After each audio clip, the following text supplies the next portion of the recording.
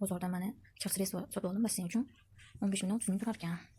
U oqa basseynga har xil shartlarni yo'q qilib, bakteriyalarga qarshi basseynda badbo hidlarni keltirmaydigan sredstvo ekan. Ko'ki basseynni svejiy rangda saqlab turish uchun ko'k rangi ekan.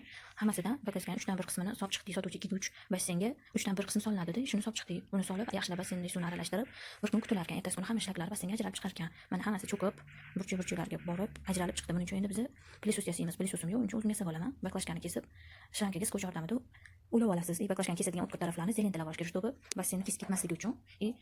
Polniy shlankani solasiz basseynga, varankali joyini suvni chiqib, bir yo'l uchun tiqmaysiz. Naryo tarafdan suv chiqishi bilan barmon bilan yopiladi-da, basseyndan tez chiqarib yuboriladi. Basseyndan chiqishi bilan barmonni qo'yib olish kerak. Suv mana shunday napor bilan oqadi.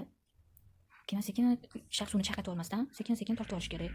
Mana burchaklarga hamma narsalarni olyapti. To'g'risi Instagramda ko'rib ishonmagan edim, lekin effekti zo'r bo'lar ekan. Ana bizga o'xshab filtrsiz basseyn ishlatadiganlarga. Ko'p videolarda faqatlankani uchun ko'rdim. Mana shunaqa varankali qilib og'zini kattalashtirsa, tezroq tortar ekan, suv yaxshigina ekonom bo'lar ekan, hamma suv chiqib ketmas ekan.